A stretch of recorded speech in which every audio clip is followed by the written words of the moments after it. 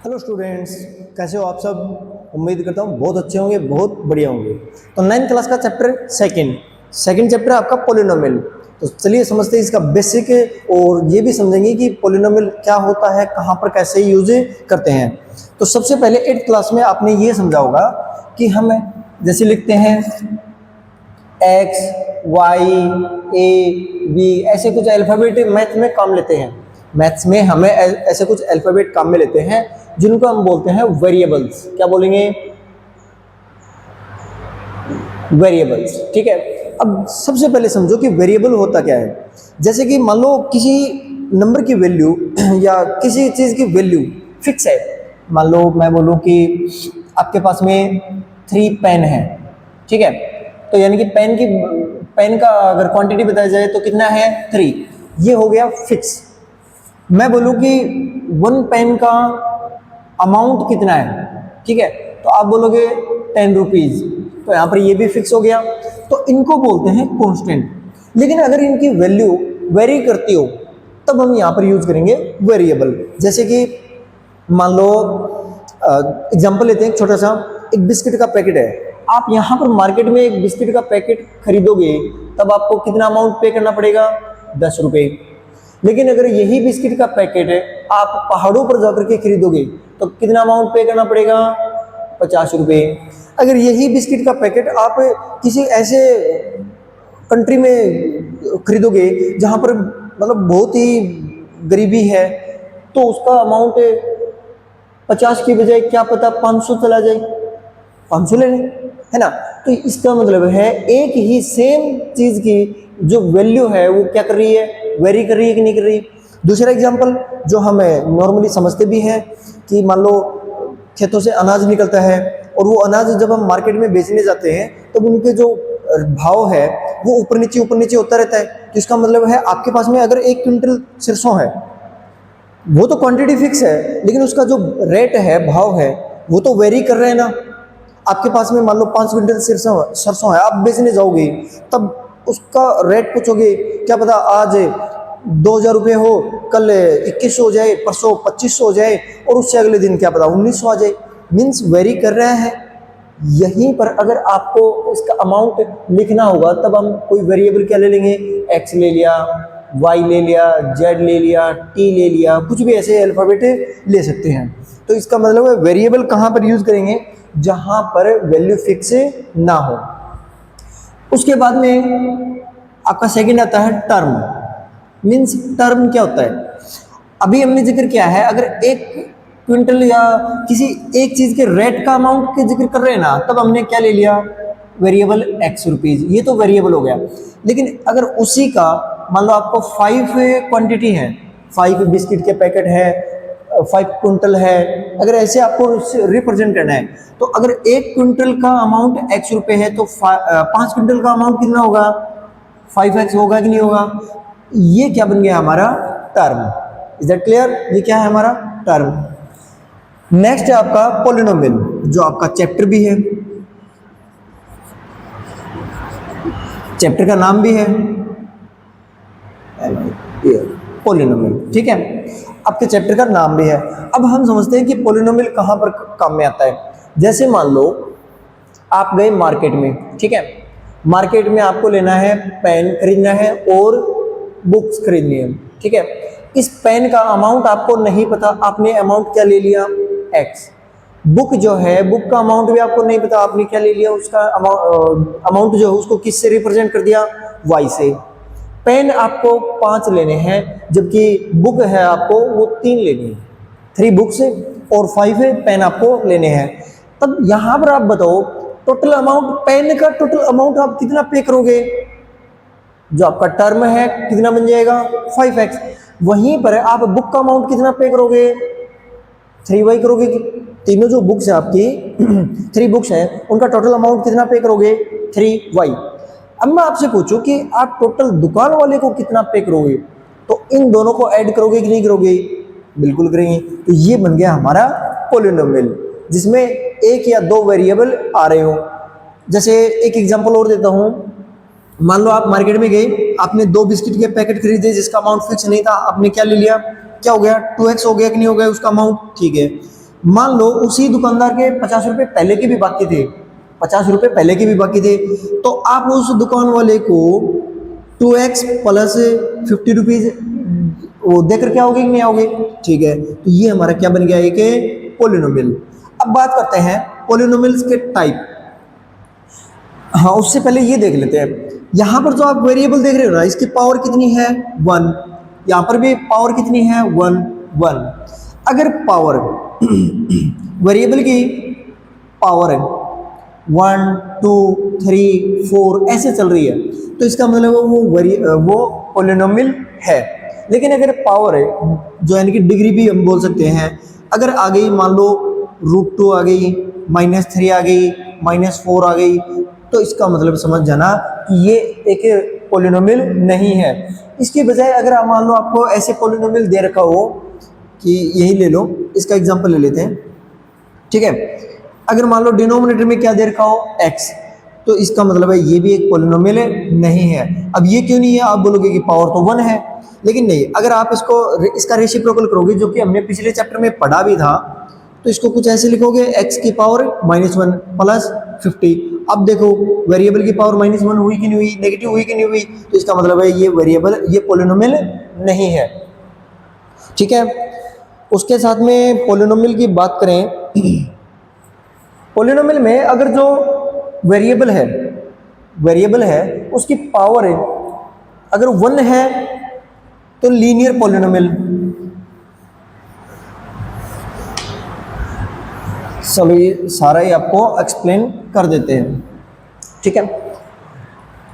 जैसे मान लो मैं लिखूं 5x प्लस 9, तो इसमें x की पावर कितनी है? 1। अगर मैं लिखूं 9x² प्लस 2, तो पावर कितनी है? 2, ठीक है।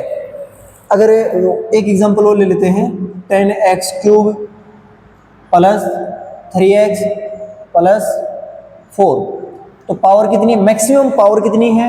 3। तो सबसे पहली बात, जो आप ये पावर बोल रहे हो, तो इसका एक नाम और भी पूछ सकता है, क्या? डिग्री। यानी कि हम यहाँ पर बोलेंगे कि x के या इसमें वेरिएबल की डिग्री कितनी है? 1। इसमें x की या वेरिएबल की डिग्री कितनी है? 2। यहाँ पर डिग्री कितनी है? 3। मैक्सिमम पावर देखेंगे कितना है, ठीक है। उसके बाद में ये वाला जो पोलिनोमियल है, फर्स्ट वाला, ये कौन सा पोलिनोमियल है? Linear polynomial. यहाँ पर लिख लेते हैं लीनियर पोलिनोमियल। सेकंड, ये कौन सा है? Quadratic polynomial. और थर्ड जो पावर 3 है वो कौन सा है? Cubic polynomial. समझ में आया? लीनियर पोलिनोमियल पावर 1 या degree 1, quadratic polynomial degree 2, cubic polynomial degree 3, ठीक है। आगे आपके इसी में चैप्टर हैं, यानी कि टॉपिक हैं, चलिए ये और देख लेते हैं। जैसे मान लो यहाँ पर ये एक पोलिनोमियल था 5x प्लस 9। अब आपको पता है इसमें डिग्री कितनी है? 1। तो ये कौन सा पोलिनोमियल है? लीनियर। अब एक पोलिनोमियल आपको ऐसे भी मिल जाए, जैसे हमने थोड़ी देर पहले भी लिखा था, 5x प्लस 3y। यहाँ पर देखो दो पोलिनोमियल हैं, दो वेरिएबल हैं, और दोनों की पावर कितनी है? 1 1। तो इसका मतलब है हम इसको लिखेंगे लीनियर पोलिनोमियल इन 2 वेरिएबल, और इसको हम लिखेंगे लीनियर पोलिनोमियल इन 1 वेरिएबल, ठीक है। वैसे ही अगर लिखना चाहो तो आप 9x plus 2y plus 3z, यानी कि ये कौन सा हो गया? लीनियर पोलिनोमियल इन 3 वेरिएबल, ठीक है। अब सेकंड आता है जीरो ऑफ ए पोलिनोमियल, यानी कि किसी भी पोलिनोमियल का जीरो। किसी भी पोलिनोमियल का जीरो का मतलब होता है उस पोलिनोमियल में उस वेरिएबल की वैल्यू अगर रख देना और फिर सोल्व करें, तो उसका रिजल्ट कितना आना चाहिए? 0। यानी कि देखो 5x प्लस 9, ठीक है। इसमें हम देखेंगे कि इस ये जो वेरिएबल है इसकी जगह हम कौन से वैल्यू पुट करें और फिर सोल्व करें तो इसका रिजल्ट कितना आना चाहिए, 0। अब आप इसको ढूंढोगे तो कैसे मिलेगा आपको, देखो 5x प्लस 9, इसका रिजल्ट कितना आना चाहिए, इक्वल में क्या रख दो, 0। 9 को उधर लेकर के जाएंगे, 5x इक्वल माइनस 9, 5 से दोनों साइड में डिवाइड करेंगे, x इक्वल माइनस 9/5, यानी कि इसका मतलब है कि x की वैल्यू माइनस 9/5 अगर इसमें रख दें तो हमारा रिजल्ट क्या आ जाएगा, 0। तो इसका मतलब है कि x इस पॉलिनोमियल के लिए ये जो वैल्यू है ये क्या है, 0। ठीक है, क्या है, 0, यानी कि जीरो ऑफ पॉलिनोमियल, और ये वैल्यू है। ठीक है, अगर किसी भी पॉलिनोमियल के का 0 निकालना हो आपको तो उसके इक्वल में क्या रखो, 0 रख दो। ठीक है, जैसे क्वेश्चन नंबर 2 है, अगला देखें हमें, चलिए देख लेते हैं, इसमें छोटा सा एग्जांपल देख लेते हैं। मान लो आपको क्वेश्चन दे दिया कुछ ऐसे, x² माइनस 1 f(x), पॉलिनोमियल को रिप्रेजेंट कैसे करेंगे, f(x) से, x² माइनस 1। आपको इस पॉलिनोमियल का 0 निकालना है, तो आप क्या करोगे, जो आपका पॉलिनोमियल है f(x) है, जिसको आप f(x) से डिनोट कर रहे हो, उसके इक्वल में क्या रखोगे, 0। ठीक है, अब f(x) की वैल्यू क्या है, x² माइनस 1, इसका रिजल्ट 0 कर लो, -1 ऐड कर दो बोथ साइड में, तो क्या आ जाएगा, x² इक्वल 1, बोथ साइड में रूट कर दो x, तो इसका रिजल्ट कितना आ जाएगा, +-1, +-1, यानी कि x की वैल्यू जो है 1 और -1 क्या है, इसके 2 जीरोज हैं, क्या है, इसके 2 जीरोज हैं। अगर आप इस पॉलिनोमियल में x की वैल्यू 1 रख लो चाहे -1 रख लो, तब इसका रिजल्ट हमेशा क्या रहेगा, 0 रहेगा। Is that clear. दूसरा आपके सामने क्वेश्चन आ सकता है कि मान लो एक पॉलिनोमियल दे दिया जाए 5x minus 4x², 5x minus 4x² +3, ये एक पॉलिनोमियल है आपका, f(x) इक्वल, ये एक पॉलिनोमियल है। आपको पूछेगा कि x इक्वल 3 पर इस पॉलिनोमियल की वैल्यू बताओ, तो यानी कि इसका मतलब है आपको x की जगह क्या वैल्यू पुट करनी है, 3, तो रख दो f, x की जगह क्या वैल्यू होनी चाहिए, 3, 5x, तो यानी कि 3 रख दो, -4 स्क्वायर +3, 5 को 3 से मल्टीप्लाई किया 15, माइनस 3 का स्क्वायर 9, और 9 को 4 से मल्टीप्लाई किया 36 +3। अब आप इनको ऐड या सब्ट्रैक्ट कर लो, 36 नेगेटिव है, 3 पॉजिटिव है, तो कितना बच जाएगा, 33, 15 भी पॉजिटिव है तो सब्ट्रैक्ट हो जाएगा, यानी कि आंसर आ जाएगा आपका 18। तो आप बोल सकते हो कि f(3) पर इस पॉलिनोमियल की वैल्यू कितनी है, 18। उसके बाद में आपका नेक्स्ट है टॉपिक फैक्टराइजेशन, फैक्टर करना। फैक्टर करने का मतलब है किसी पॉलिनोमियल के 2 टुकड़े करना। जैसे कि आपके पास में मान लो एक नंबर है 6, ठीक है, इसके फैक्टर करने का मतलब हो गया कि 2 × 3, 2 टुकड़ों में लिख दिया हमने, इसको 2 टुकड़ों में लिख दिया जो दोनों मल्टीप्लाई हो रहे हैं और रिजल्ट कितना आ रहा है, 6। वैसे ही ये जो पॉलिनोमियल है इसके आपको फैक्टर करने हैं, 2 फैक्टर हैं, 3 हैं, जितने भी बनेंगे वो। लेकिन ध्यान रखना, जो हमने थोड़ी देर पहले पढ़े थे, लीनियर पॉलिनोमियल, फिर क्वाड्रेटिक पॉलिनोमियल, और तीसरा था क्यूबिक पॉलिनोमियल। इसके सिर्फ एक फैक्टर होगा, क्वाड्रेटिक है, पावर कितनी होगी यानी कि डिग्री कितनी होगी, 2 होगी ना, तो इसके फैक्टर भी कितने बनेंगे, 2। क्यूबिक डिग्री कितनी होगी, 3, तो इसके फैक्टर भी कितने बन सकते हैं, 3। ठीक है, तो उन सभी को हमें समझेंगे, देखेंगे। चलिए आपका फर्स्ट जो क्वेश्चन है एग्जांपल ले लेते हैं। एग्जांपल के तौर पर आपका फर्स्ट क्वेश्चन कर लेते हैं। क्वेश्चन क्या दे रखा है,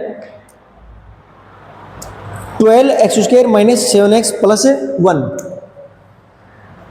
12x² माइनस 7x प्लस 1, ये क्वाड्रेटिक पॉलिनोमियल हो गया।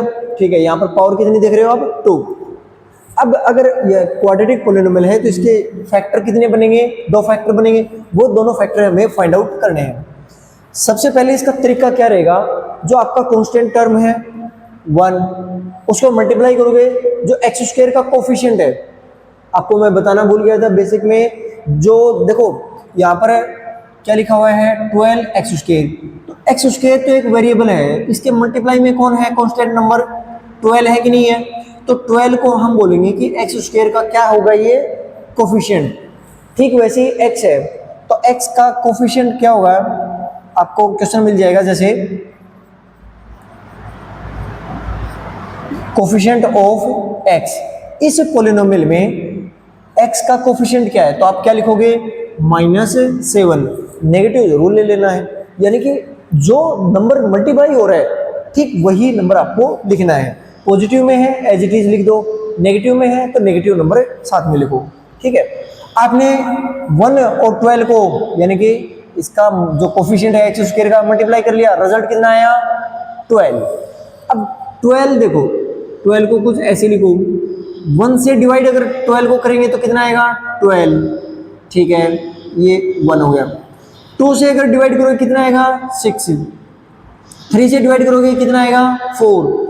और अगर 3 के बाद में कौन नंबर आता है 4, 4 से डिवाइड करोगे तो यही पेयर बनेगा कि नहीं बनेगा। ठीक है, आपके पास में 1, 2 और 3, इसके फैक्टर के 3 पेयर आ गए आपके पास में, 3 पेयर आ गए। ठीक है, अब इन पेयर में से ढूंढो, ऐड करो इन दोनों को या सब्ट्रैक्ट करो, ऐड करो या सब्ट्रैक्ट करो, ऐड करो या सब्ट्रैक्ट करो। आपका x का कोफिशिएंट बनना चाहिए, आपका x का कोफिशिएंट बनना चाहिए। 12 और 1 है 13, 12 में से 1 सब्ट्रैक्ट करेंगे 11, नहीं बन रहा। 6 और 2 8, 6 में से 2 सब्ट्रैक्ट करेंगे कितना बनेगा 4, 4 और 3 7, 4 में से 3 सब्ट्रैक्ट करेंगे कितना बनेगा 1। 7 आ रहा है कि नहीं आ रहा, ऐड कर रहे हैं। नेगेटिव पॉजिटिव से कोई मतलब नहीं है, आप सिर्फ इतना देखो कि नंबर 7 आ रहा है कि नहीं आ रहा है, बिल्कुल आ रहा है। तो आपके जो पेयर है वो ये हो जाएंगे, कैसे लेंगे 12x स्क्वायर, यहाँ पर नेगेटिव साइन है, दोनों के नेगेटिव साइन लगा दो। लेकिन कब लगाएंगे दोनों के, जब इस 7 से ये दोनों फैक्टर क्या हो छोटे, तो यानी कि आप लगाओगे माइनस का 4x माइनस का 3x प्लस 1। अब देखो यहाँ पर इन दोनों पेयर में से क्या क्या कॉमन आ रहा है, 12x स्क्वायर और माइनस का 4x, इनमें से क्या कॉमन आ रहा है, मैं लिखूंगा 4x। 4x जब हम कॉमन ले लेंगे क्या बचेगा 3x माइनस, यहाँ पर कॉमन लिया क्या बचा 1। यहाँ पर देखो आप माइनस का 1 कॉमन लिया तो क्या बचा 3x माइनस 1। अब कुछ बच्चों को यहाँ पर डाउट हो जाता है कि यहाँ पर तो पॉजिटिव 1 था, जबकि -1 कॉमन लिया तो -1 कैसे आया। तो चलिए यहाँ पर मैं एक्सप्लेन कर देता हूँ। क्वेश्चन क्या था आपका -3x प्लस का 1, यही था क्वेश्चन। ठीक है, देखो -3x है, क्या मैं इसको -1 3x तीनों को मल्टीप्लाई में लिख दिया, प्लस यहाँ पर कौन है 1 है, क्या मैं 1 को -1 मल्टीप्लाई -1 लिख सकता हूँ, बिल्कुल लिख सकते हैं। अब देखो यहाँ पर -1 और -1 कॉमन आ रहे हैं, -1 मैंने कॉमन ले लिया, यहाँ पर कौन बचा 3x, positive, positive answer sine आएगा। लेकिन यहाँ पर मैं देख रहा हूँ क्या बच रहा है मेरा -1 बच रहा है, यानी कि ये आंसर आ जाएगा। ठीक है, अब देखो एक पेयर आपका ये बन गया है, एक पेयर आपका ये बन गया, 2 टर्म है ना आपके पास में। अब इन दोनों में से क्या कॉमन आ रहा है 3x माइनस 1 कॉमन आ रहा है, तो आप ये कॉमन ले लो 3x माइनस 1, क्या बचा 4x, यहाँ पर क्या बचा -1। 1 और 2 दोनों फैक्टर जैसे कि हमने यहाँ पर मल्टीप्लाई में देखे थे ना, जैसे हमने 6 2 इंटू 3 दो फैक्टर मल्टीप्लाई में थे, ये भी दोनों तो मल्टीप्लाई में है। अगर वापस इन दोनों को मल्टीप्लाई करोगे तो आपके पास में यही वापस से क्या जाएगा आपका पोलिनोमियल। तो ये हो गया क्वाड्रेटिक पोलिनोमियल के फैक्टर करना। उसके बाद में कुछ आइडेंटिटीज हैं, आइडेंटिटीज को आपको सबसे पहले तो समझना होगा, रटना बिल्कुल भी नहीं है। जैसे कि क्वेश्चन दिया हुआ आपको कि x प्लस वाई का स्क्वायर करना है। x प्लस वाई का स्क्वायर करने का मतलब क्या है, इसी नंबर को इसी नंबर से मल्टीप्लाई करना, यानी कि बेस नंबर ना हो, वेरिएबल है, तब भी हम क्या करेंगे, बेस को देखेंगे। बेस जो है उसको उसी से मल्टीप्लाई करना। तो आप लिखोगे x प्लस वाई को मल्टीप्लाई करना है किससे, x प्लस वाई से। कर दो। सबसे पहले x को x से किया, एक्स स्क्वायर, x को y से किया, एक्स वाई, वाई को x से करेंगे तो आप चाहे वाई एक्स लिख लो या एक्स वाई लिख लो, बात तो वही है। तो क्या जाएगा, एक्स वाई, और y को y से किया, वाई स्क्वायर। अब लिखो X square plus X Y दो बार आया ना, 2x वाई और प्लस वाई स्क्वायर, ये आपके आइडेंटिटी बन गए। आप इसको सबसे पहले तो समझ लो, उसके बाद में जब आप क्वेश्चन सोल्व कर रहे हो एक्सरसाइज के तो खुद से करना, किसी चीज़ की हेल्प मत लेना। अब अगर आप खुद से कर रहे हो ना और ये आइडेंटिटी बार बार यूज कर रहे हो, आपको 2 मिनट में याद हो जाएगी। आपके चैप्टर सेकंड पॉलिनोमियल का बेसिक पूरा कंप्लीट हो चुका है। इसके बाद में नेक्स्ट वीडियो में हम बात करेंगे इसके सभी एक्सरसाइज के क्वेश्चन की। तो तब तक आप एक बार जरूर इस वीडियो को देख करके इसके ऊपर जो भी बेस्ड क्वेश्चन है वो आप खुद से ट्राई करने की कोशिश करना।